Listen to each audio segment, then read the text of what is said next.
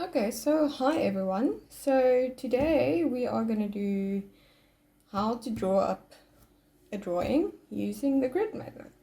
So in front of me I have a Fabriano drawing paper. This one, A3 size, 160 gm or 80 pounds, whichever you like. So it's 11 and 3/4 inches by 16 and a half inches or 29.7 centimeters by 42 centimeters. So today we're going to grid it up using obviously our handy dandy ruler, and you can either use a mechanical pencil. I rarely use the mechanical pencil. I normally grid up my drawings using a 2H. So whichever feels more, I feel the harder the pencil, you'll sometimes get indents in the paper and it won't always erase very nicely, especially if you're not covering the whole paper in pencil. So yeah, we are going to do that today. So I will be uploading the drawing, which comes from Unsplash. So Unsplash is royalty free, copyright free, you can use it as you like it. So yeah, we'll be doing that today. So it will be, I will call it, it's got everything. It's got tack, it's got eyes, doesn't really have a long mane, but it covers the basics. It's a side profile, so it's a little bit easier than front facing, so it's not that difficult to draw up, but we'll get started. I will also show you what app I use to grid it up with. So yeah, the only problem with the grid method, it can be tedious, and if you're not straight with your lines, it can be very wonky. We don't want wonky lines. So, but this is, I only use this for A3 and up. For anything smaller than this, like A4, A5, I just trace it because I am a lazy bum and I like to get to the good stuff. So the good stuff is the shading in part. So today's drawing is going to be 280 millimeters by 400 millimeters. I will put the inches up on the screen for you all. I just find it easier. We're going to work in 10 mil or 1 centimeter increments, which makes it a lot easier. So you'll have 28 blocks widthwise. This is a horizontal drawing. So you will have 28 blocks going down and 40 blocks going this way, if my maths is serving me well. So yeah, let's just get started. I will show you how I put it into the app and everything, like I said, but let's just first get these blocks done and dusted. So this is the worst part. I always hate it because I'm not a very straight person. That's why I like these rulers, because they've got the straight edge. So if you have a desk that's a bit smaller than this table that I have, you can easily just slot it into something, or if you're still working with the paper in the book, it easily just slots in like that and you can make a straight line. It's a bit harder if you've got the ring. That's why I take this paper off the book, because the rings, it's easier to remove it, but it's a pain if you want to keep the drawing in the book by itself. Okay, so let's get started. I'm just going to first mark out 40 centimeters this way. So I know 28, so this paper is 29 by 7, 29.7 centimeters this way. So I know I have to be quite close to the bottom. So we'll just scoot this up. We just eyeball it, you know. I mostly eyeball everything. So we'll just make our little handy dandy marks. Also, while I like the straight edge, you get a nice mark this way. So we'll just, we know that's 40, 400, so we'll just, we just scoot this over, draw a nice straight line, and then on this line we'll then mark out where the 280 is lengthwise. Key dookie. I'm just gonna move this way. It's a bit easier. So if you're also wondering what light I'm using, for years I struggled with lighting. I usually just use a normal desk lamp. It's usually a warm light. I hate drawing under warm lights. I prefer either natural lighting or neutral lighting. So this is a Taltronics. You can see it's got the, you can twist and everything. Twist there, and then you can adjust the brightness settings and also the warmth, so you can see the warmth is changing. I don't like these warmer lights, so I rarely use it, so I like the neutral. And also the head can swivel up and down and rotate left and right, so I found it very useful. Wasn't very expensive, but I quite liked it, and it works wonderful, especially if you've got a place that your desk is not in the best spot, so it works very well for that. So let's just mark out to 280. It's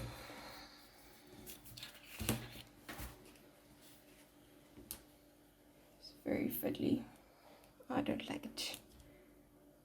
280 is like right up the edge, but this one, the ears might go up all the way, which doesn't really matter. You can either use, I know there's some artists that uses the whole paper, and there's others that move it in a bit, leaves a white space. That's also completely fine. It all depends on how you feel, how you want to make it. So just move everything up. Ooh, there goes stuff. Okay.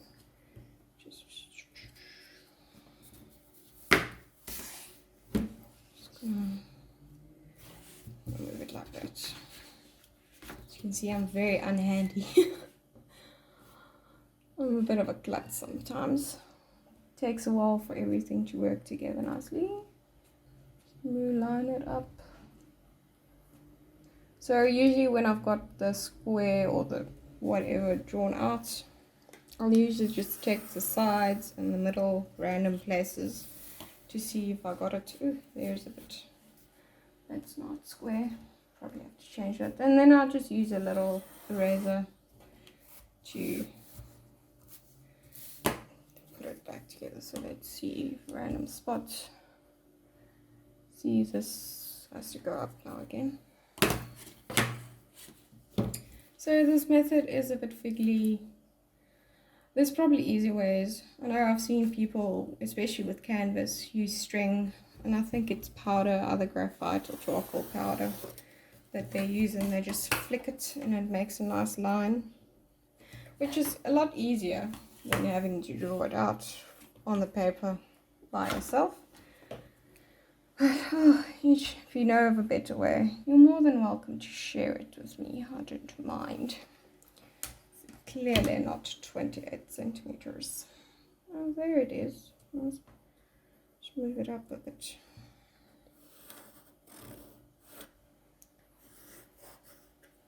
So it does take a bit of finagling. I do say so myself. That's why I just trace the smaller ones, because I just don't have time. It's just, I am a very lazy body.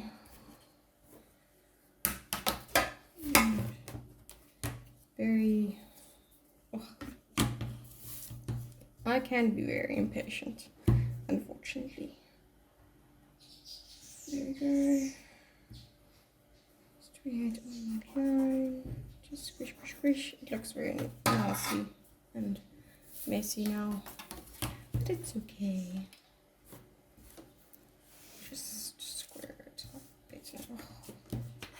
You can also put down your paper with masking tape to your board or whatever if you don't like it moving around this way, but it's much easier for me to just move it around rather than move my body around too much.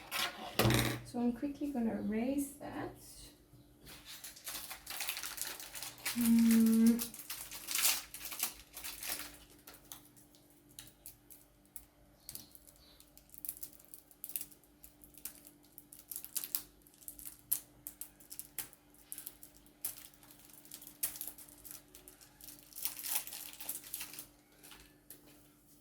Just erase all these wonky lines. So you can either use I know for the outlines I'll use a putty eraser just to soften them up, make them less visible. Well, I'll be able to see them, but they won't too much interfere with what I'm doing. It's going to anyways be covered up in pencil, but I know for the light, this horse, it's got a little white blaze peeking out on the side of his face, but that won't be too much of a problem. It's very easy to erase lines if he works from soft and light to hard and dark. It does take quite a bit of layering, but you can instantly put in the dark values. It's a little bit harder to go back then. Erase. There we go. Now let's measure it up again, see if I haven't completely done it wrong. There we go, 28.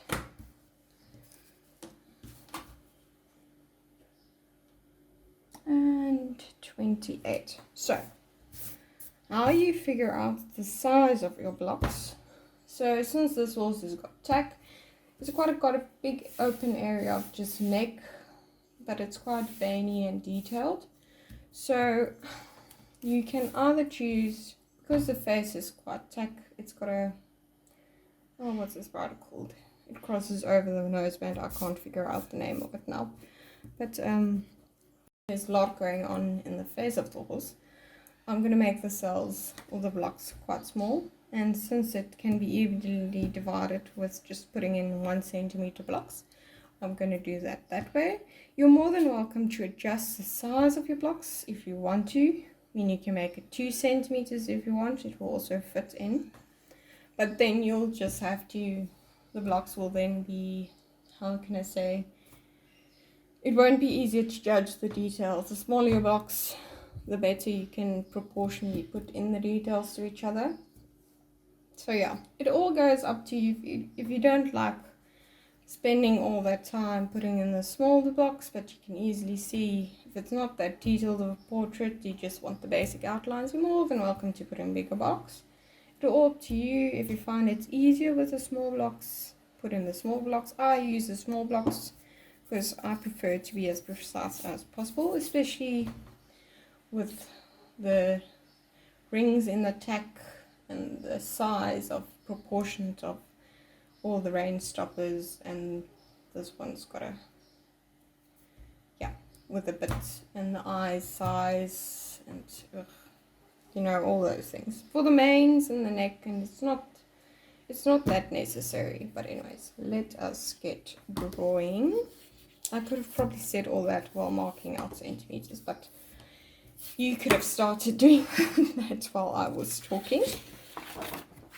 So you're just gonna mark it. So normally I mark out 3 spots in the draw line. So I'll do 1 on the side, 1 in the middle, and 1 down in here for both. So just easier to draw a straight line. So we'll do that. So you can easily just put on some music, watch a video whilst you are doing this. So usually I just have some background noise going on, so you just easily just shoo. That's why I like the 1 centimeter cells, because it's so easy. There's no math involved. You don't need to think, where is this line going? Am I putting on the right line? Simple, easy peasy pudding as pie.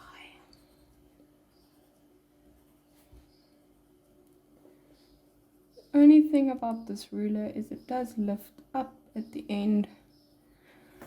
So there we go. So I'll just quickly put in some marks in the middle. Get it straight, flush on the line it up, and then we just quickly put in some marks.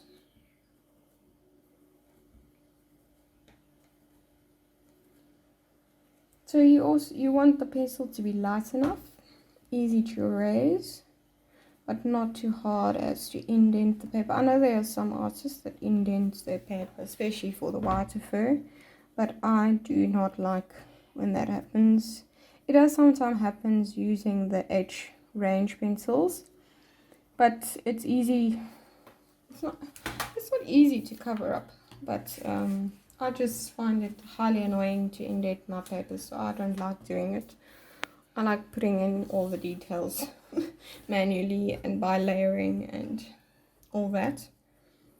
It seems like a very useful technique. I just it's either I'm not confident in myself to do it right, or I just don't like the look of it. It's either one of those two.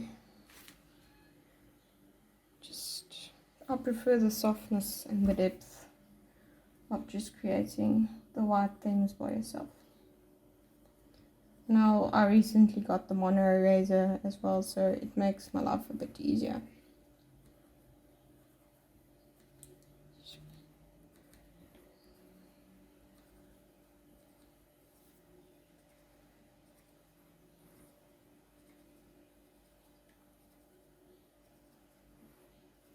Okay. Now we're just going to line them up. So you can rotate your paper around as many times as you like. So I just, at least if 2 of them lines up, I just go for it. See? And then, oh, this is the most tedious part. Now you can either choose, you don't necessarily have to use the app, you can do this all manually. I know some people print out the paper and put the grids on the paper itself and then put it on the drawing. You're more than welcome to do that. Before I had the app, I used to put it into Word, size it up as I wanted, and then from there work out the size of my blocks myself. Try to go for something that's even on both sides and can be divided by the same thing. To not work with decimals, because that can be confusing and you can miss something. You don't want one block to be unevenly spaced or a little smaller than the others. I don't think it will affect the drawing as much, but if you are the type of person that notices these things, are a bit more critical on your work, a bit more of a perfectionist, that wants to do it right, get it right, not have a hair out of place. So yeah, it can be a bit, so it's a bit of thinking work beforehand.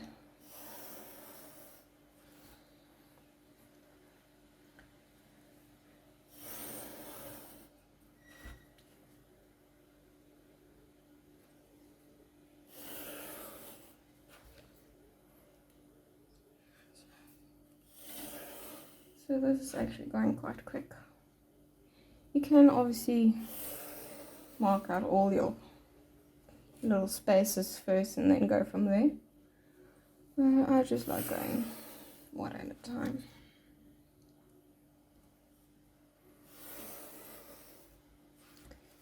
So I know the grid method is tried and true. I know some people use light boxes or projectors, which I think is actually really nice, especially if you've got bigger work, to have a projector. I don't know how big a light box can go.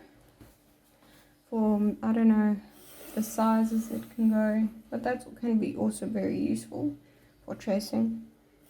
I just use my laptop screen for the smaller ones, make it nice and dark, and then it's like a makeshift light box.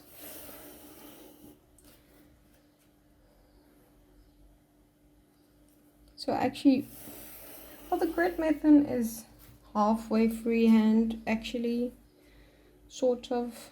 Well, you are freehanding the drawing, you're just not figuring the proportionals out for yourself, because the grid helps you do that for you. But freehand, I've tried it. I like to be precise, so I use a method that I know will be tried and true, precise. We'll get the proportion spot on the first time without having to finagle and erase too much and worry if this eye is maybe too low and this ear is too high and the tack is not in the right place in lining. So especially with the shapes, like if you have a bit because the bit is never in a circle. It's always some form of ellipse. And if you don't notice that straight away and you go draw a circle, your drawing will instantly be off. So I like the grid for that, as it helps you to see whether it's more straight down on this side, if it's more curved on the other, and the shapes. It just helps you see the form a little bit better in relation to something else, because you've got obviously the line of the grid, so it's a lot easier for you to tell what type of form you are looking at. So let's just quickly mark out this way. So you can go your own pace at this. If you're a little bit slower, that's fine. If you're a little bit quicker, that's also okay. Grab yourself a coffee or something to drink. Normally I have some wine while I draw, because usually I'll draw in the evenings, and that's just, drawing is my unwind time, my me time, my calming down time, forget about the day time. I know when I go on a holiday, reading is that for me. I don't read during the week as much as I did when I was younger, but drawing has easily taken up that job of unwinding me, de-stressing me, especially after a hard day. You cook yourself something to eat, you pour yourself a glass of wine, and you sit down and draw some pretty ponies or pretty wildlife. Never without company when you've got something in front of you coming to life by your own hands.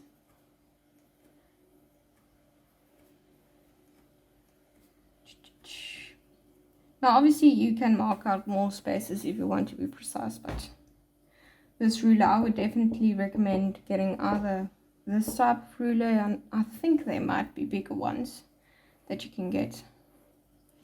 It should be in every basic, I know it's in our basic stationery stores here in South Africa that you can get them. This table I'm drawing on is actually architect's table, and it did have those thing that's attached that you can just slide over with the wheel and everything, but I removed it as I just need the whole space to put all my stuff on.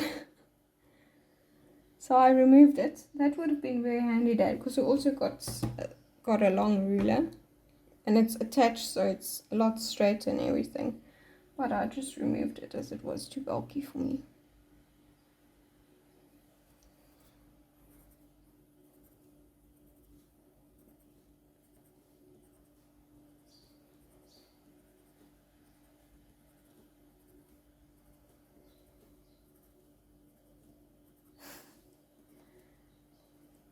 So strange to be doing this in the quiet.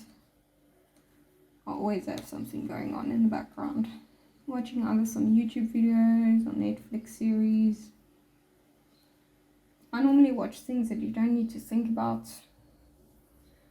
Quick comedy show, half an hour. Don't need to actually pay attention to know what's going on. Or I'll have some horsey sport on in the background from, I know there's some on YouTube that you can watch live or restream it. That's always nice. Always, I like a true crime documentary. That's also very nice. I like those. Some mystery, murder. Quite interesting. There's quite a few of those on Netflix. Even some YouTube channels that will talk to you about it, that I find very interesting.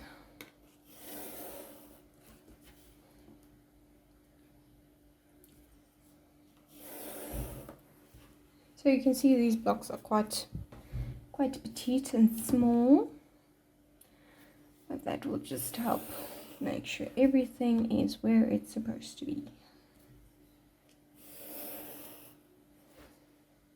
You will actually notice quite quickly if one block is larger than the other, or skew, or straight, but I would normally not worry too much about it.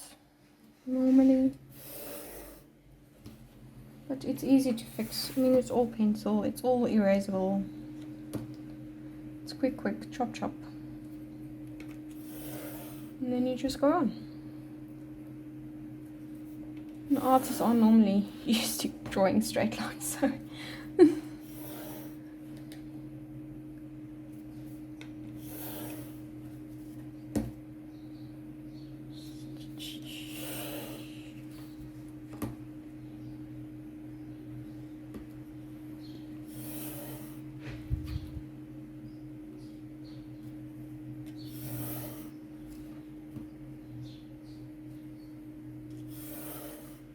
So I'm going to keep this real speed, real time, just to show you, not skip anything really. Maybe if I walk away or something, I'll just skip it or edit it out. But I'm going to keep this full time, real time, be here every step of the way, just to give you an idea of how long it can take with drawings. I'll try and do this with especially every in-depth tutorial. I'll have my grid ready, but I'll draw it out with you. So this will be for all tiers available, because I think the foundation is very important, just so that everybody knows how to grid it out, how to draw it out. So we'll also always start with a basic outline sketch, and then we'll go from there. Maybe for the focus tutorials I will start with the outline sketch, but give you the reference beforehand. Then you can decide how big you want to draw it. I will draw it on A4 size, just to keep it. It will be a bit quicker, keep the techniques tight, but still big enough for detail and realism, since we will be focusing only on specific areas of the drawing. In-depth can be anything from maybe rarely A5, but A5 is also good. I like the A5s, as it's a very good, I wouldn't say practice, but it teaches you something completely different than the bigger drawings. It teaches you how to put in detail with the illusion of detail, not actually putting it there, but basic shading, basic everything. So I'll maybe do some sketches, loose sketch exercises. I think that's also good. I mean, I had a failed attempt at the 30-day sketching challenge. I'm not afraid to say it. I got such bad artist block and everything. So yeah, but I found that it was relieving. It was nice to just quickly in an hour just sketch something else and do it. So maybe we'll do like a sketch exercise every now and then for everyone, just to draw along, get the movements, just warm up the hands and the fingers. So we are ready now to draw out our drawing. Okay, so I'm gonna zoom you guys in a bit. So you can I'm just going to quickly number all my cells on all sides, as too easy, because the app pushes out numbers as well in the cells. So that's just a lot easier to track out what you're doing and where you're going and which blocks are you going to draw this in and which blocks are you going to draw that in. So I'm quickly also going to, so you can just take a eraser and just eye roll it just over like that. It will usually lighten up the blocks a bit. You need to use a fair bit of downwards pressure, so you can quickly just do that if you want to. You can leave the lines the same opacity as you put it in with, but I'm just gonna, especially in the middle, just roll over. These putty erasers are very useful in that sense. I usually use them for soft erasing, get out soft details.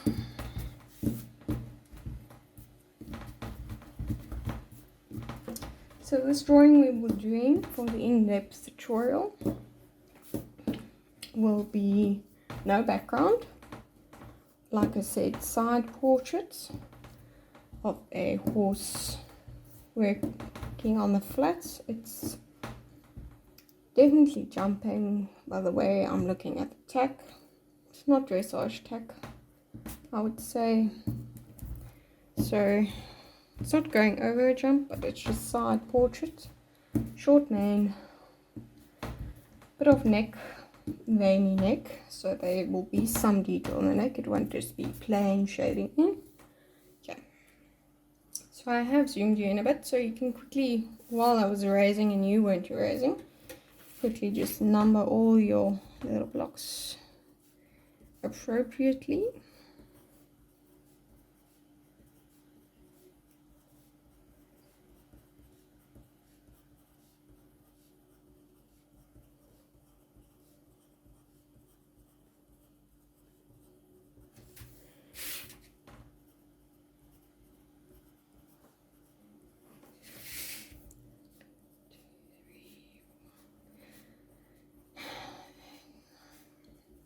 You can use whichever system you like to mark them out. I mean, 13, 14,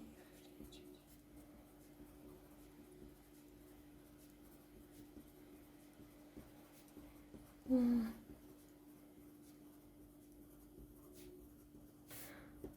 This one is a bit bigger than I normally do. I usually leave a bit more of a gap, but to get it into the app I made it this way. 3, 3, 3, 4, 36, 37, 38, 39, 40, and then you're going to do it on the outside as well.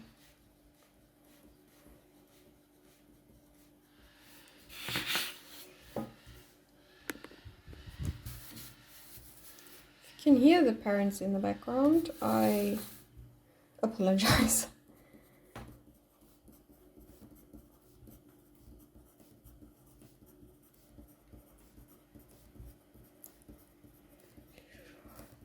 Five, 26, 27, 28.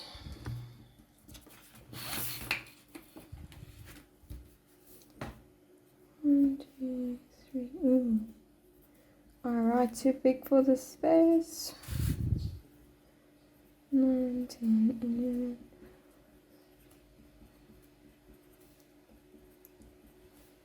Don't worry, if you don't want to download the app, I'll put the gridded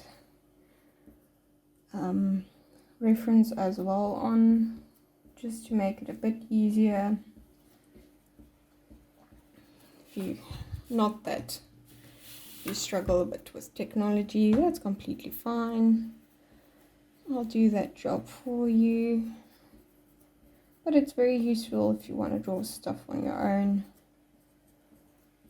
I need some help just to grid it up. Okay, so where I normally start with the eyes.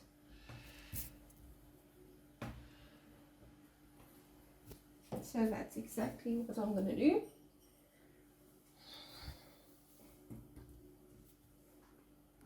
I'm going to zoom you out because this is too far. Okay, so now we can start getting to the important bit. So I always start with the eyes. The eyes are the central part. It's an easy way to reference off other things in relation to where the eye sits, where the ears are, and then the tack as well, how far they are from the eye. So I always start with the eyes. Most important bit, really captures the spirit of the animal. So I always say start. Say I look at where the corner of the eyes, this can either be the inside corner or the outside corner. So the inside corner is closest to the front part of the face and the outside corner is closest to the back part of the face. So I'm going to start with the outside corner, then I'm going to look up. So I'll see which cell it is in. So if you're using the reference that I have uploaded with the grid already on, you'll see that somewhere the app has lost placement of the numbers. So you'll just move them a bit more forward. So you'll see that the outside corner of the eye is actually in cell 27. And then I'll see which cell it references to the side, of which side it sits in. You can see the eye sits mostly in one cell, with one cell to the left of it, and then 2 cells to the bottom. But mostly it's in cell 27. And we'll see which side of cell 27 it is. You'll see it's in cell 11. So you can either use a ruler to help you navigate your cells. I just use a pencil, go straight down. So you'll see, and then you can use your other finger to go from 11. So 11, so you'll see it meets right there. So that is where the outside and most of your eye will be located, is in this little block right here. So I will just basically start. You'll see the top of the eye doesn't actually reach the top of the cell. That's where the lid goes. So it goes in a bit into cell 28. Then it rounds out. You'll see there's a teeny bit of eyeball in the cell 28 with cell 22 with cell 12, the inside corner, and I'll just put that in there. Now put in the lid quickly. So you see I sketch more than putting precise lines. I just like doing that. You can be as precise as you like, you can be as perfectionistic as you like, you can put in as much detail as you like. It all depends on how much you need to actually navigate your way around the drawing. So I actually don't need much. I usually put in most of the stuff as I go along. I just need to know where the basic important points of the drawing is. So the tack, where the buckles are, the loops, and the little loops that holds the tack lash in place, the major creases where the jaw lines up to the neck, the folds in the neck. There you'll see there's some more veins in the neck as well. Basic outline of the mane. I don't actually put detail into the mane. I do that as I go along. So there's the lid, and then you'll see in the same cell as where the eye stops on the inside, that's where the eye socket and the brow and everything goes up. So it goes up in this way, slightly dips in, slightly, and then it goes up. I lose track of my cells very quickly. Now, it's very important to make sure that you're still in the same blocks as you're supposed to be, to make sure that everything just stays in proportion. So you see how I'll move around, put in one line, then I'll come back. So there's a bit of basics. The eye, you can put in as much. There's a little pupil, and then there's a highlight right at the top which you can put in. So that's, I will leave the eye just like that and go on to the rest. I don't need more. You can put in the creases. So you see there's a shadow here, ridge. You see there's another one here. You can put in as much or as little as you like. For the sake of this drawing, I will just show. Obviously you can eyeball this. No pun intended. So I'll leave that. Basic creases, basic anatomy of the eye, done, dusted, quick and easy. Let's put in an extra line there. Okay, so now we're going to go up. So I've stopped here. So this is where the brow band starts. So the brow band has a, it's not too detailed. There's a bridge or two, a shadow. So you can, I'm just going to put in the basic outline of the brow band. So it doesn't curl in, it starts flush, moves up, and then does like this slight little turn up, and then you go like this. I'm very bad at sometimes explaining what I'm doing, but that's what the video helps will to actually see the visuals of what I am doing. So that's that. That's sorry, I'm just checking to see how many cells I still have left. There we go. Then it's going to go down like that and slightly, so you'll see it goes into the angle into the next cell. So I clean up afterwards. You can be, like I said, as messy or as perfectionist as you want. Does this little thing, so this loops around, and there is a deep shadow, yeah, right there. I'm not going to do much about it now. So I'm just going to quickly double check that I am in the right cell. So I'm going to look for that corner, that it's in the right cell, up and horizontally. So that's in cell 22. Am I in cell? Yes, I am in cell 22. And am I right this way? Cell 7, line 7. Yeah, right. Okay, so we're still on track. We're still in the right spaces. We're still on the right track. Okay. And the throat lash is flush to this line. You can almost not see the outline of the throat lash on the outside. So we're just going to go cell 1, cell 2, and then it peeks out there.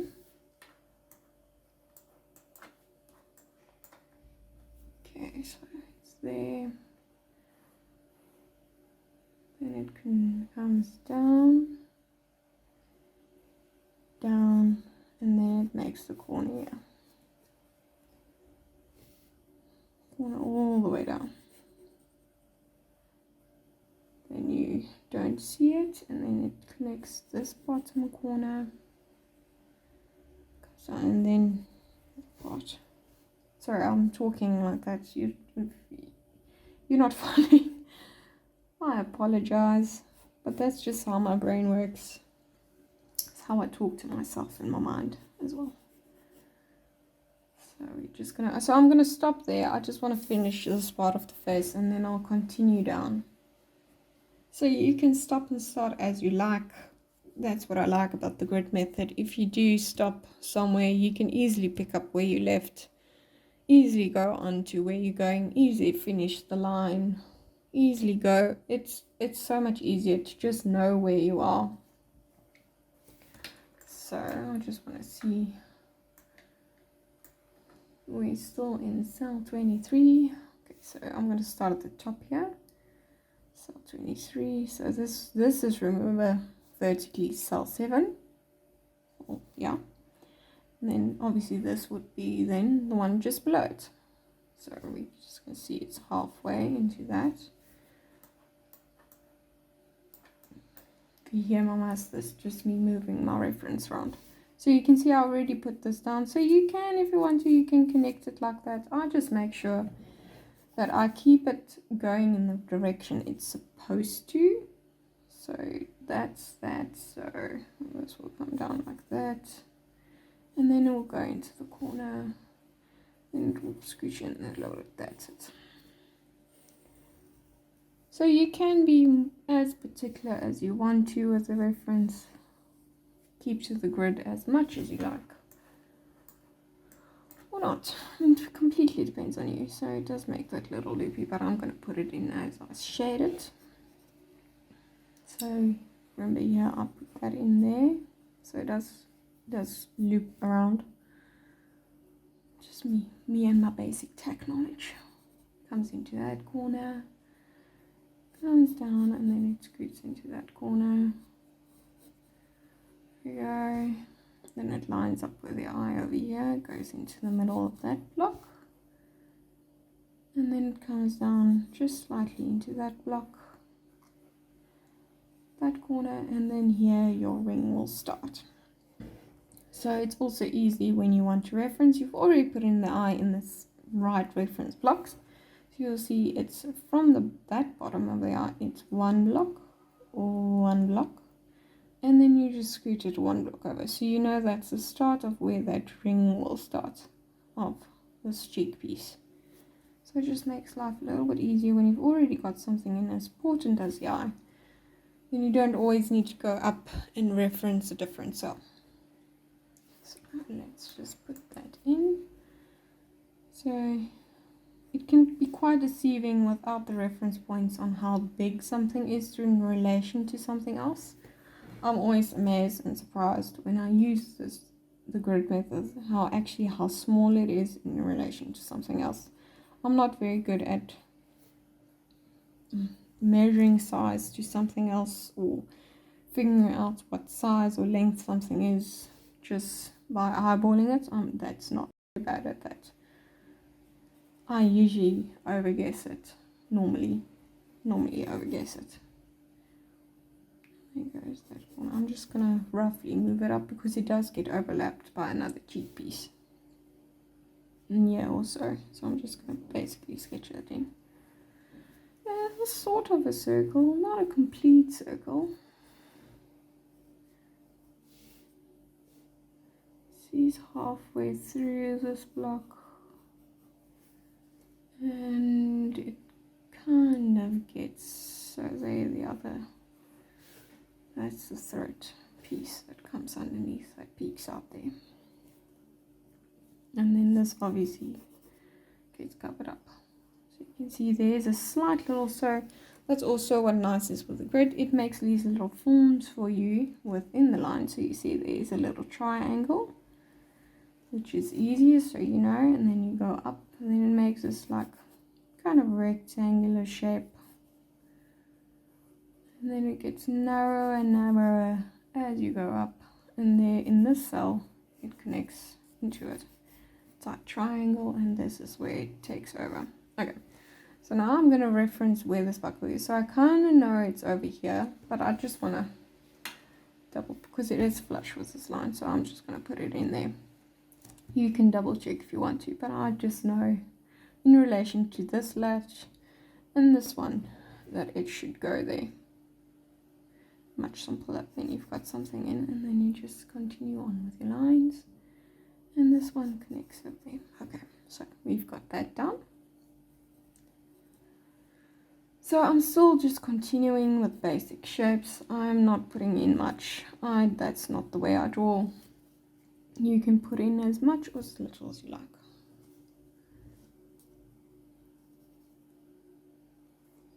So there's a little latch. I'm going to call it latch. I don't know the technical terms.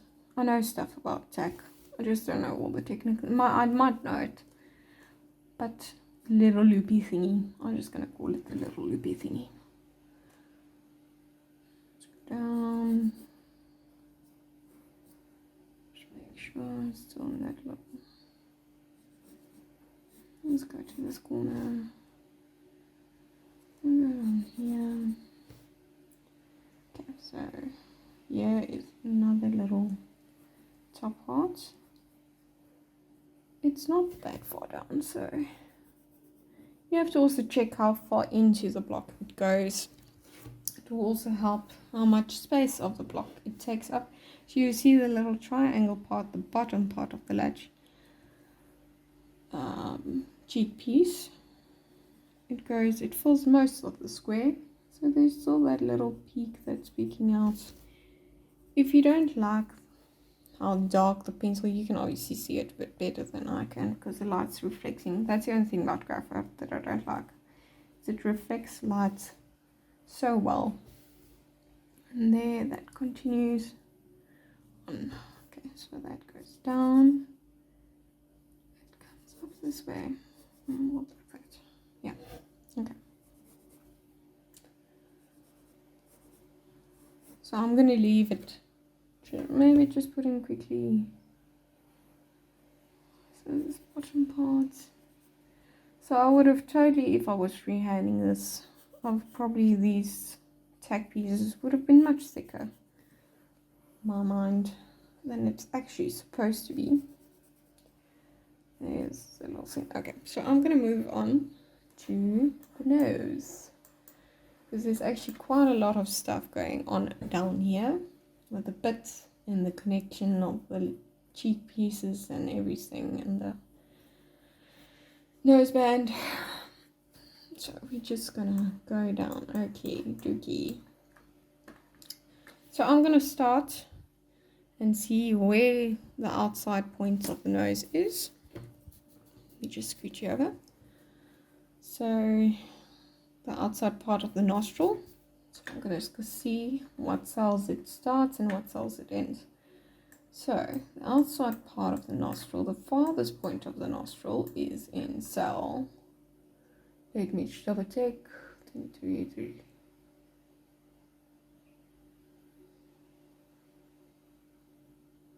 Oh, lost myself again. 4, 25, 26, 27. 33. So it's in cell 33, down. So it's somewhere probably over here. And we'll see tops, the little peaks out in one little cell is in 24. Now because you put, it's all the way down here. Yeah. So because you put it on this, the numberings on this side as well, it's a lot easier, then you don't have to go all the way that way. So it's, what did I say, 33 and 24. So yeah. Yes. So there's a little peek here. Let me just double check.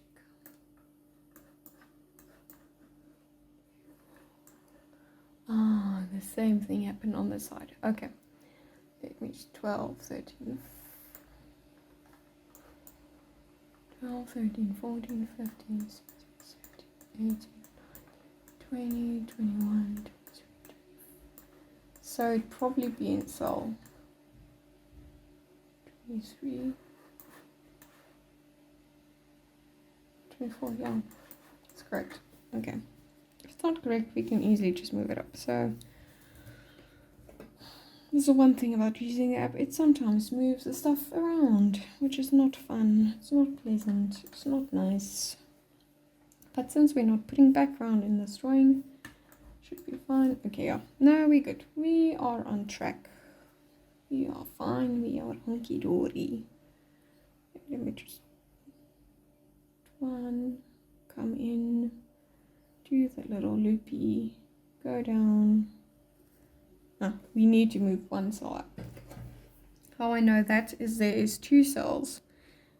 There's 1 cell between the bottom of the page and the bottom of the lip.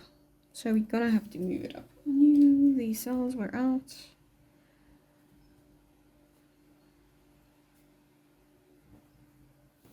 I normally don't use as many cells. As I said, I usually put a wider space in here. So we're just gonna move it up.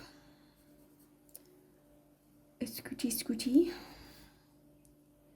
Come in. Round out the bottom here. Go down 1, come in. Oh, there we go. Now we're on the right track. There and there. Then we come up. So the chin goes here. Comes up into this. Now you can also check in relation to something else that you already do. So you'll see that this piece is in the same cell line as that bottom piece of the ring. So we know we are on track with what we're supposed to be doing. So this comes up in the same line, 1 block, and then there's the noseband.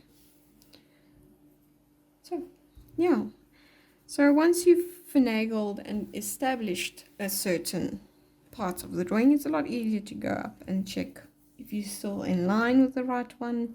You'll do exactly the same thing when you're freehanding, is to draw something precisely and then you draw everything in relation to it. So that's why it's important to know the size of the things you're drawing. Otherwise everything will just be out of proportion and all too big, and then you have to start over, and then it's just an absolute nightmare from there. Okay, so it goes up to that corner, So I like working corner to corner. I like it when it goes corner to corner. So this one slightly goes corner to corner, and then it goes up, and then it scooches this way. So it swoops up like that. Swoops. Long. So now I'm going to check where it connects to the front of the face before I finish this little part over here.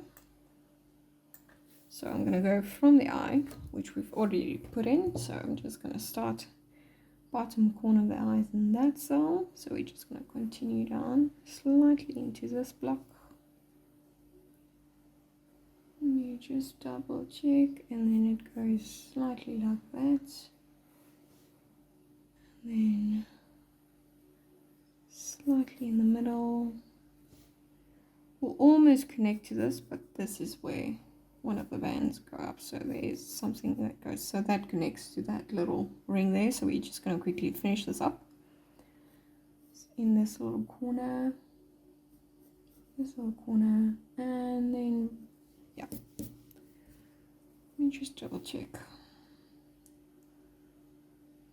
in this one, and it dips down into this block, corner to that one, slightly dips down here, goes over, then it rings out like that to the bottom. Yeah, checks that out. Let's do quickly the bottom part. So now it dips into that corner, bottom of this one. So it doesn't have to be precise. I'll straighten it up and neaten it up as I go along. So there we go. So I'll probably just go like that. Yeah. So then the nose dips in. It makes this little thing right there. There's the rest of the face. So it comes down half. It's not completely half of the cell. That's kind of half of this. The blaze is probably throwing it out. If you do notice, there's a blaze. So this I'll know. There it comes up. Comes out in this one, like that. And then just this little thingy. So there's this little shadow that makes this little shape. That's easy to discern, and then the top part fills that cell out. So there we go. So I'll just put in that basic little shape. It also makes that little loopy shape there. Okay. So there is still a blaze white part here. So I'm just quickly going to sketch that in. It's flush to there. Up, and then it kind of makes this little there. And then it probably loops around like that. Yeah. Loops around like that, and then it comes back into the face. So you can put that in now. It's so small, you can easily move it around in relation to something else. So let's quickly just finish up the nose. So I know that. So it starts in this little bottom section here of this outside part, nose band, and then it goes down, corner, small corner, top part of the nostril, and then it goes, yeah, this goes in, there we go.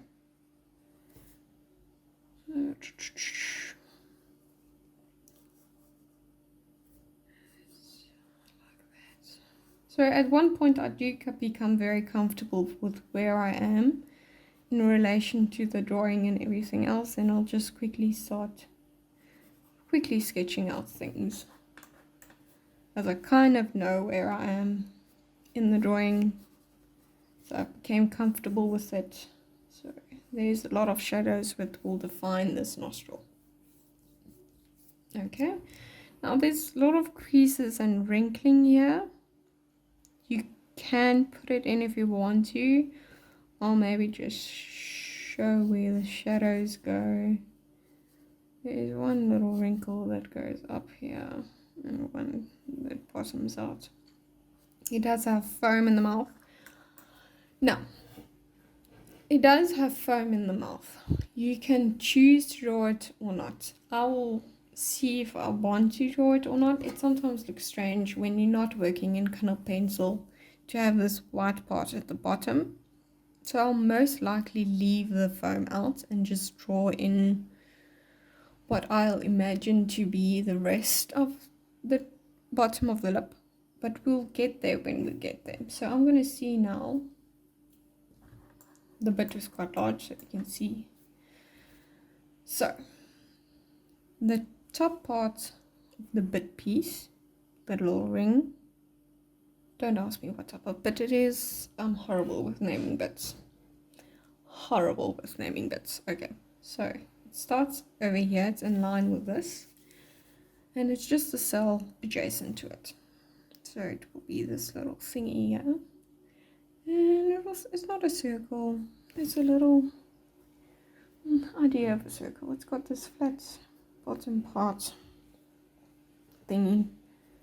Straight. It's not straight, it kind of curves. Kind of has this curve, but you put the curve illusion in when you shade it. So in this cell, we'll start to round out. Okay, so let's make like so.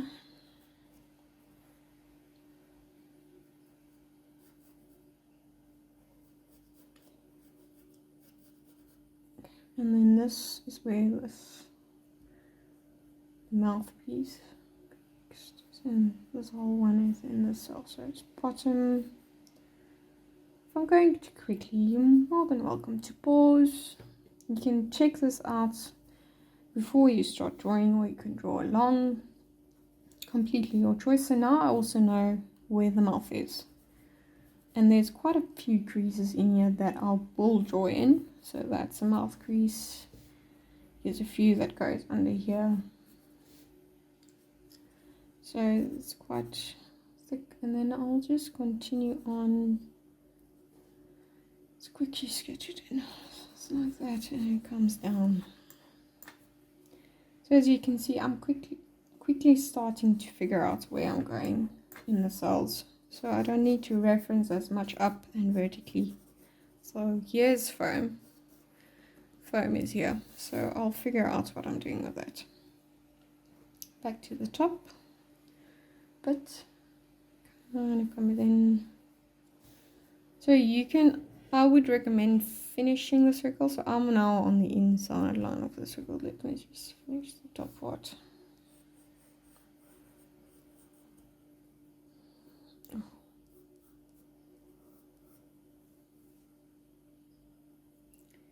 So there is the bottom. Comes up. Takes up quite a few space of the cell. Now you can also see what form it makes on the inside of the bit. You can kind of check that out. I don't normally, maybe just to see what shape it is in.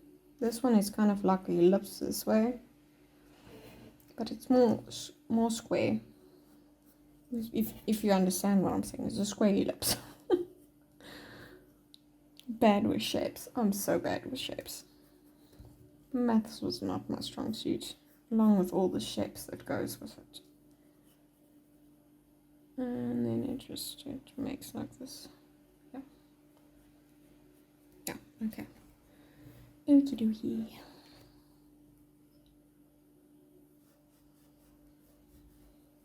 Okay. Now there is a little clip at the top here. Quickly draw that in. It stays kind of in the cell, goes up, which is, as you can see, there's a little triangle behind it. So I'm going to draw in the little circle piece.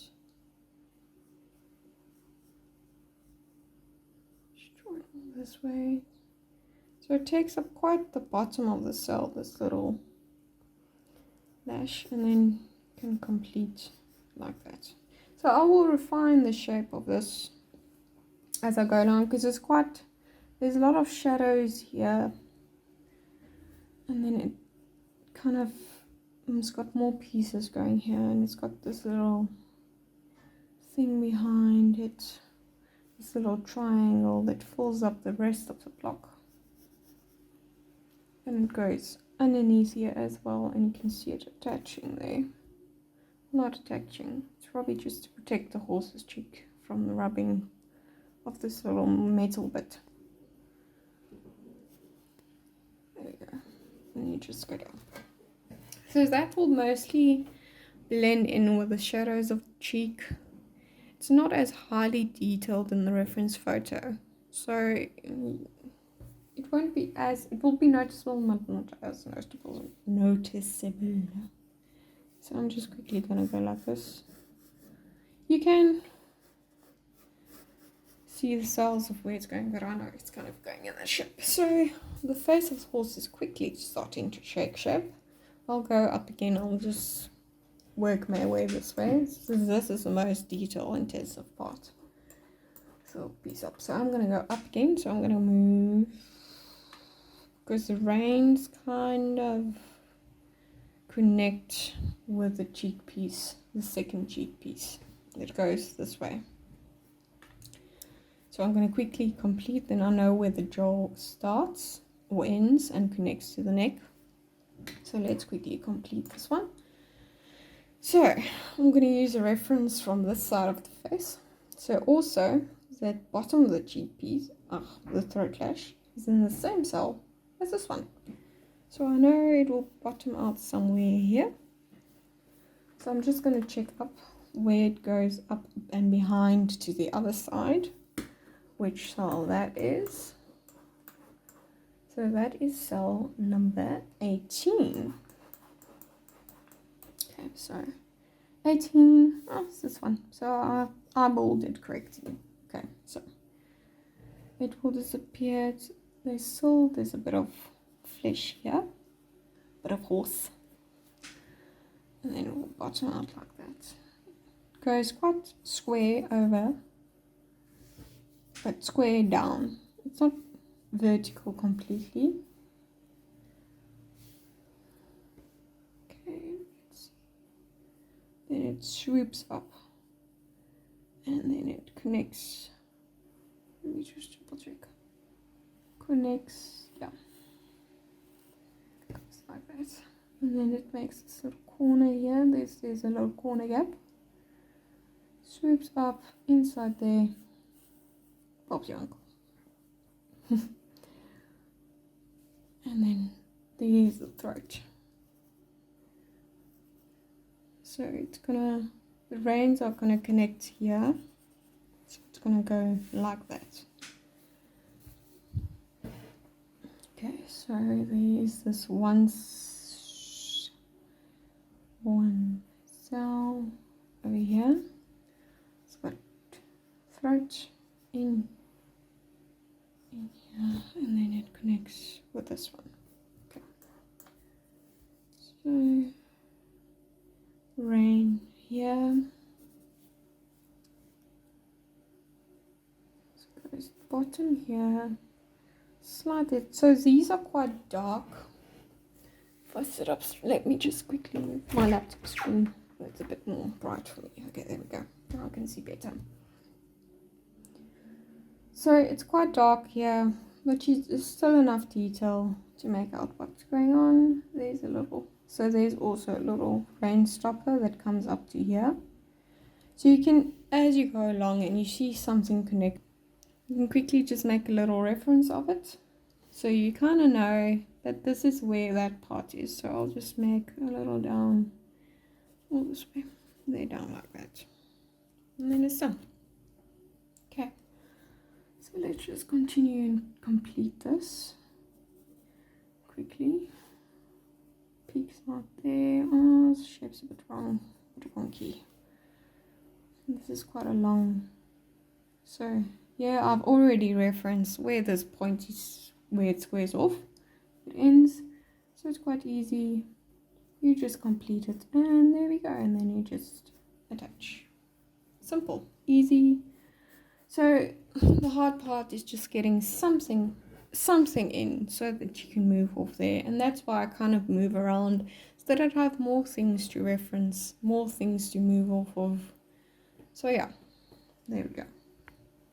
So I just quickly had to pause everything and move the videos around to make more space. So we'll continue on. So I have absolutely no idea where we left off. Yeah, we're just gonna complete the bit and then we'll go from there. I think I was busy with this over here, but I change my mind when I draw, and then I'll just move around. Just quickly putting the brightness up. Okay, so this bit completes here, kind of goes in like that, flush to the grid line. And then there's like this little piecey there, flush, flush, flush, and it kind of connects them. So everything does connect in the end. If it doesn't, you know, you somewhere either missed a cell, went a little short, maybe went one up too much. So you quickly figure out if you've lost your way, but it's quite easy to find your way back. It's because you know where you kind of went wrong. You can quickly find out where you went wrong. Not that difficult. So there's a little ledge.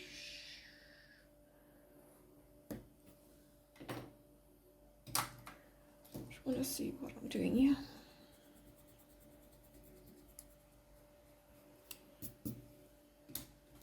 Okay. Goes up some. Oh, this is too far down. This must come up more, and this must go more like that. Okay.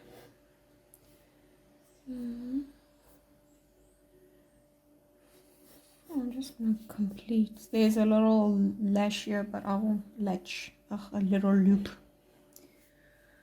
Sorry, sometimes the English is not my best. Thing about two languages, especially when the English is not your first. The brain sometimes short circuits and you kind of forget how your mouth and your tongue and the words work.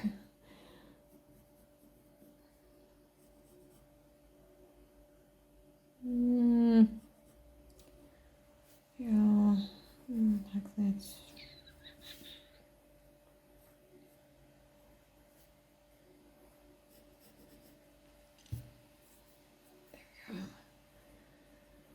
Just kind of, there's still like a bottom piece down here, but I'm not going to be too precise about it. And this got a little piece under here. So for the future tutorials, when I do draw this out, I will only speak when I've got something to say, or before I start a certain section, I'll quickly explain what I'm doing, show you the pencils I'm using as I go along. But you're more than welcome to put on some music in the background, listen to a show, which I will be doing because otherwise my attention span is absolutely horribly short.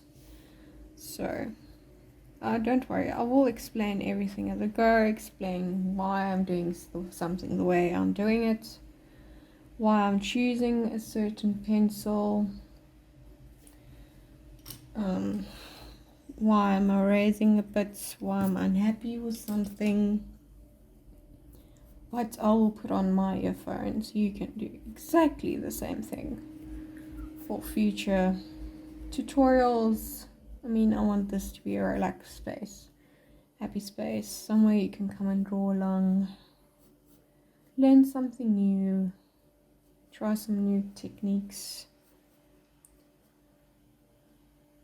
draw along with someone else in the quiet. So yeah, I'm not a chatty person generally, so that's just to give you an idea of how I'm planning to structure it, how I'm planning to do it. So I'll just won't put any, so you can listen to the ambience of what's going on in my little house, and then you can put on your own music. No, all of us don't have the same taste, all don't listen to the same things, so I'll leave that up to you. And then once I have something to say, or I want to explain a certain part, or why I'm going to do something, I'll stop what I'm listening to and give you a quick explanation, and then we can go from there. I am a visual learner, so I don't necessarily need explanation to know what I'm doing. If I can see something being done, I learn a lot quicker. So I will try and keep that way, because I'm not really good at always explaining myself that well. I'd rather show it, and maybe then along with the visual you'll actually understand what I'm saying. Because I've had quite a few people ask me how I do certain things, and there's not a lot of graphite, what I've seen, graphite tutorials around. So there's the martingale rings is in the same cell as this, and it's just a block down, so it's in this blocks. So I'm just gonna continue on drawing. So yeah, it's supposed to be a relaxed space. It's not gonna be like a classroom where you have to sit in complete silence and just listen to me. Very relaxed. I want to keep it chilled, easy place to learn. So yeah, that's just how I will format it, because I need to keep my own attention span as well, because I don't have the best one. I'm quite fidgety as well. I'll easily maybe work for like 15 minutes or something and then move along, maybe watch a bit of something and then come back. Or so yeah, but you're more than welcome to continue on with your own routine, drawing and shading and going along.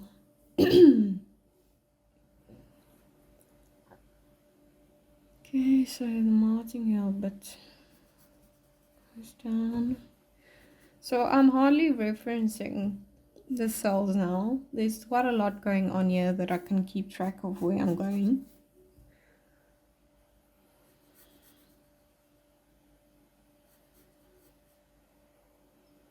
So I just keep going back. So sometimes you see I'll go back to the top, even if I've drew it. Just find my way back. See there. Should come in more.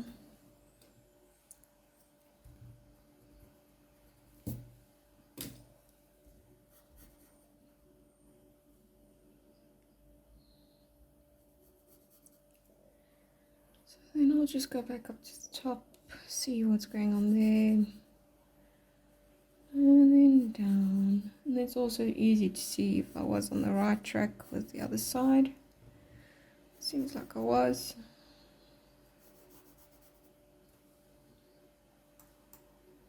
And there's a little buckle here. So it's in the same cell as this throat lash. Watch me try how to speak. So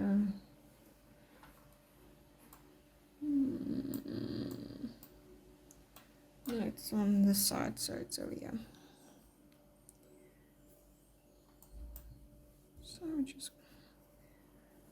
So it's quite. So there's a little shapy negative space where this comes. So I'm just going to draw it down. So it does come down like that, and then on this side There's the rest of the buckle.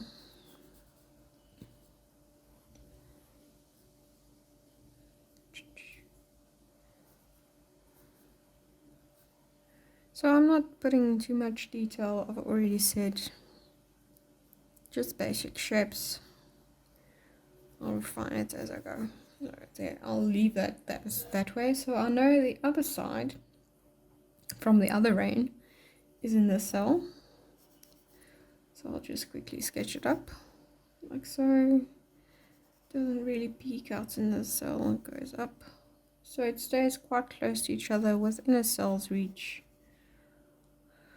of the other one. Up, up, and this ring is from top 1, 2, and then 1. So it's in this little one. It's quite close together. And then the rest, obviously, the third comes down this way.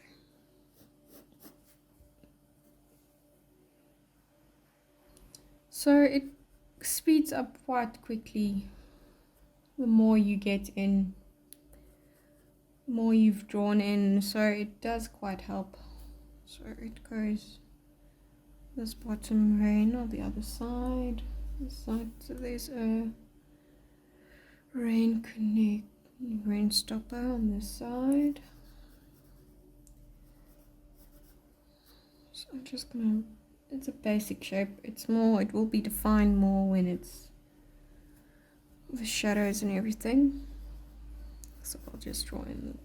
Okay, this goes down this way, down, down, down. So it ends up cell away from this one, so it goes there, up into this one. So I'm just gonna do like that. So there's the basic. Oh dear, you can't see. Sorry about that. You could see the top part, but you can see the bottom. Knew that was gonna happen at some point, but I just filled in that little buckle quite loosely, and the loose with the ring and everything else. I think you could see the ring part. So there's a little thing there. So this is all kind of black.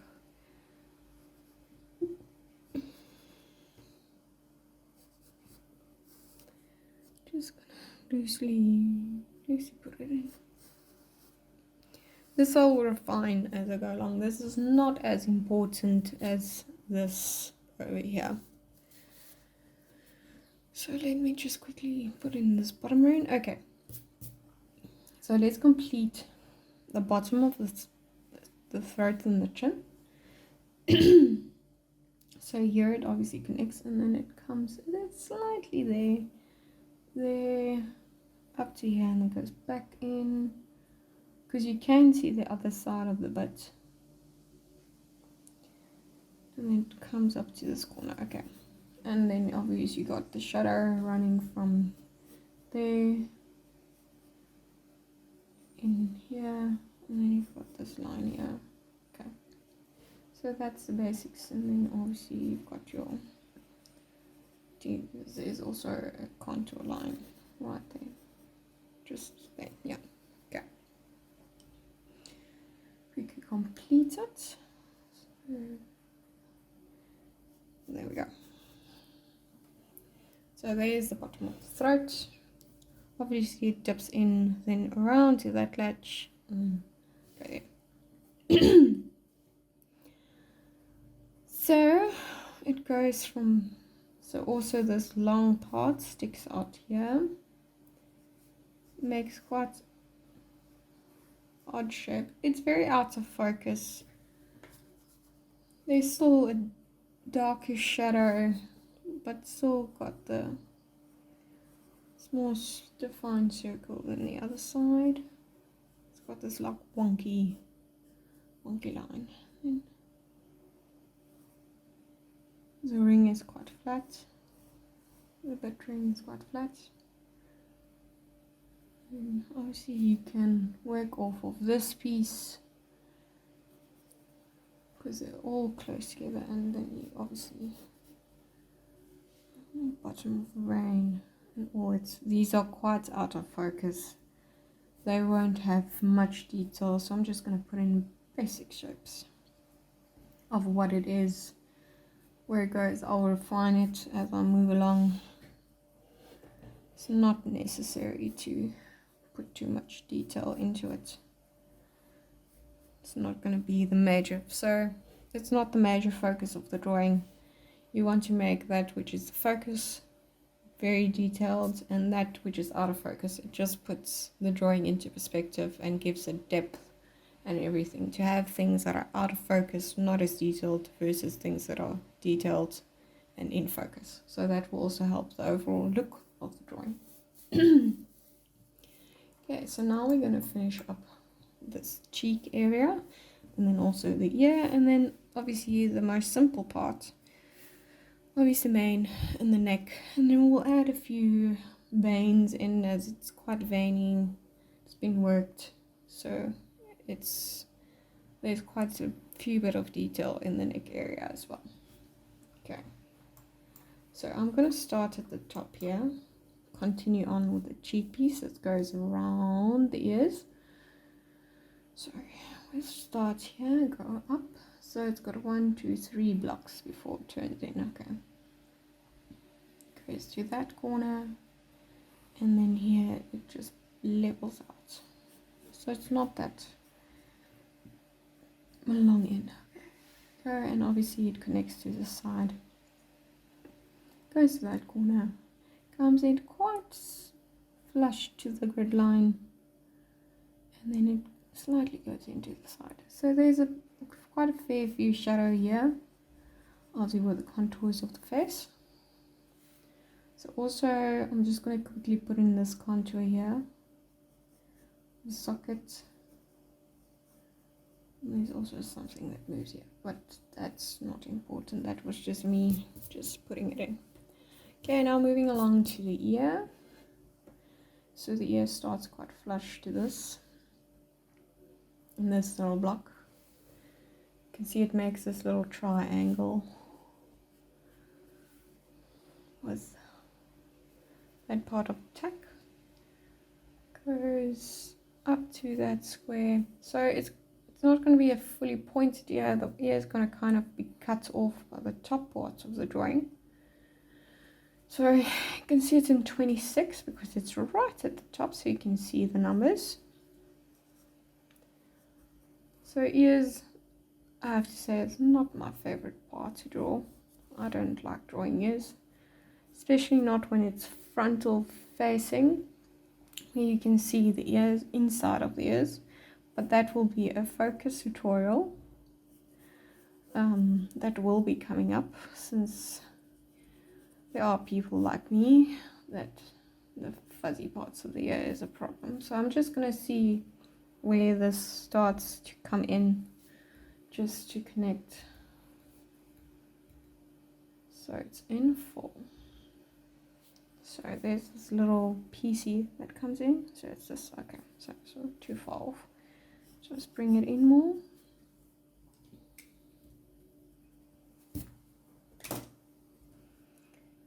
There it starts to come in, and it kind of goes bottoms out. There's a fluffy, it's got a very short forelock. The forelock is not going to be much of a problem. It's going to be a suggestion of a forelock. I think most of it's blowing to the other side of the ear. So there'll be a few tufts of hair up here, but the forelock will not be an issue in this piece. Then there's this little piece of forelock that just, and then also here. So quickly put in the contours. This here is not very detailed. There's a few suggestions of contours, but that will all be shaded in once we go there. Okay. Clean up. Okay. Now we're moving on. Now we're going to check to see the contour here, where the cheek and the jaw. So there's a big shadow here. It's not a big shadow, but it's quite a significant one that will show the shape of the jaw and the cheek. So the cheek kind of comes down, let's say in this type of shape. I'm not going to be too particular about it because there's kind of a line here. It starts, okay, let's see. This one down here, it starts. Yeah, it comes into this one, that one, this one, that one, this one, and then it bottoms out. And there's quite a few wrinkles here as well. Okay, so let's go from here. So there's quite a few distinguished wrinkles. So we're going to go 1, 2, 3, 4, 5 blocks. 1, 2, 5 blocks. So it goes up to about there. So about where I said. And there's also this little line that goes that way. So here's where I get a bit more loose. This is all in shadows. It's not as important. So there is this one little goes up, in, and then comes out again. So that's, I'll keep that simple shape there.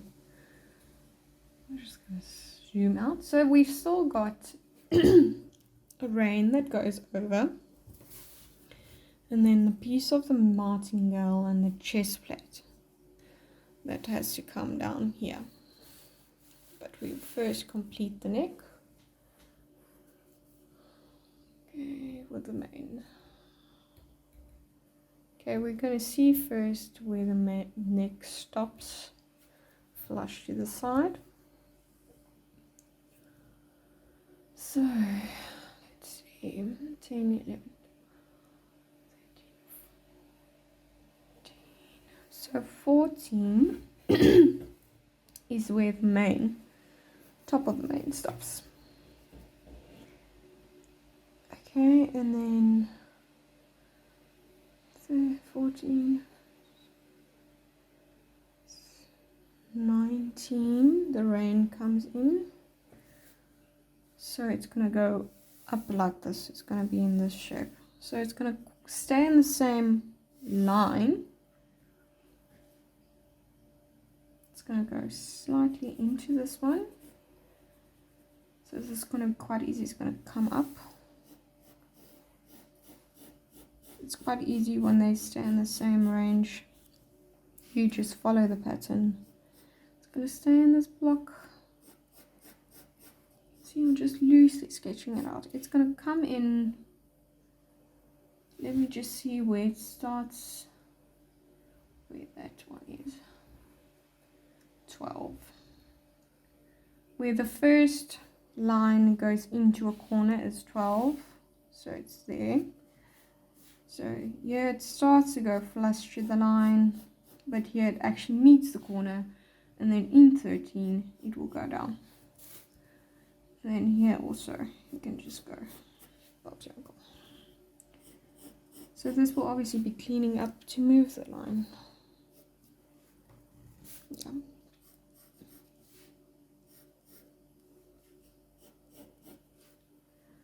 Let me see, so it's got material and then it's got leather. So the leather ends in cell number 6. So the leather ends here. It has a bit of a bottom there, but it goes out of the, so the material goes in and then the leather comes out, if you understand what I'm saying. So it kind of, the one overlaps the other one. So let me just clean this up a bit so you can see what I mean. There we go. So there's the material part of the rain, and there's the leather part of the rain. So it dips under first. There we go. And then, yeah, it still goes a bit more under, so the leather, there we go. Okay. That's the basic shape of the rain. So that's that rain. So I'll clean it up here a bit because the shape is a bit, it needs to come more like that. Because it kind of moves with the contour of the neck. There's a little bulge, so there will be a shadow that will indicate under here where the rain will shadow and will come down and form this like little triangle negative space, and then we'll go like this. So let's put that in. 1, 2. So it starts about here. It was in the same, so it just goes like this. That's all it does. Okay, and then it's 1, 2, 3, 1, 2, 3. So it starts in this one, moves into this one,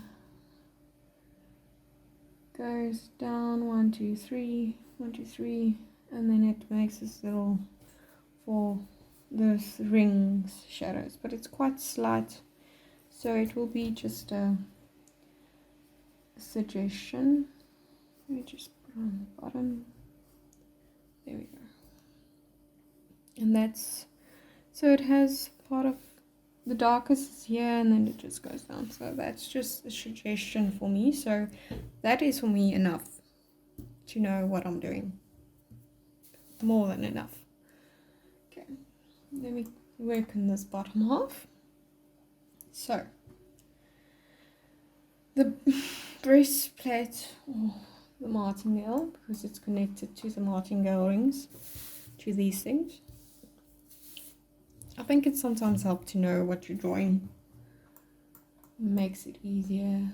Wow, okay, so it goes up to number 9. See? Okay, so obviously I made numbers down the bottom. Makes it easier for me. Let me just scooch this over.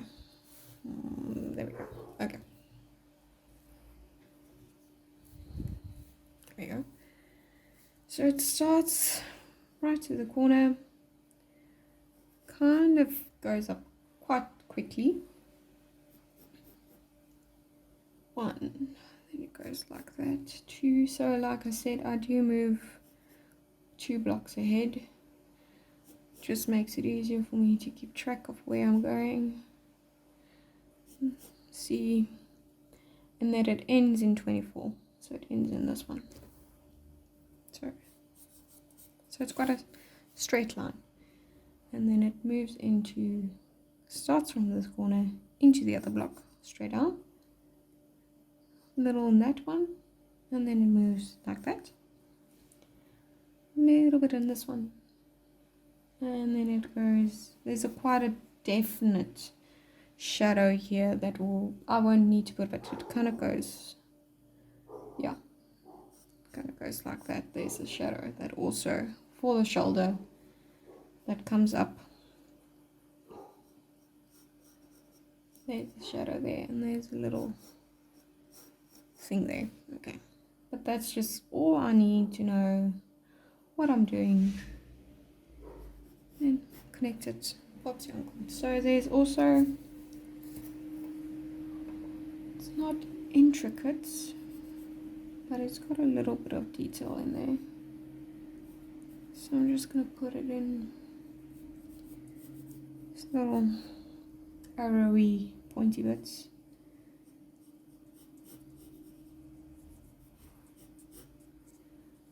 There we go. And that's all I need. That's literally all I need. You can obviously put in more. I mean, there's threading detail. There's a little bit of a shadow. There's a shadow underneath, but that's all I add. That's all I need. So you will see when you look at the reference, there's this nice contour of muscle in this area, and then wrinkles on the skin in this area. So what I'm going to do is I'm going to put in that dark shadow of the contour of the muscle that starts in 22. I'm just going to roughly put it in. Doesn't need to add too much. just basic shapes, and I know here's a few wrinkles, but I'll add that. Starts here at the bottom, goes up, kind of goes up far, but there's enough detail here for me to work off of, just like that. Okay, so the mane ends this here, goes up in, just move my reference, there we go, just like that. So that's that whole bit is mane that comes up, and it slightly peaks under here, but I won't be too worried about that. I'm not too worried about that. Okay, then let's see, now I need to move up. This is in 15. You'll see there's like this little shadowy bit, so I'm gonna move. It's in 3, 4. See, I'll be quite loose with this one, because I know it's gonna, let's maybe start from here. Just gonna connect 1, 2, 3, 4 blocks away. 1, 2, 3, 4 blocks away. It's gonna just double check where that goes to the end. It's at 18, so it's that one too far. There we go. Okay.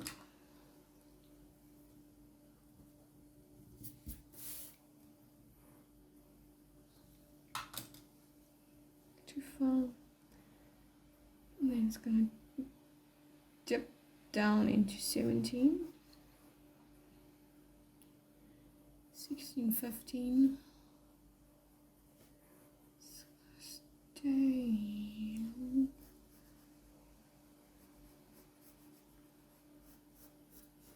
So I'm just gonna go like that. And that's, you know, that's a basic shape of a neck. So we'll leave it as that.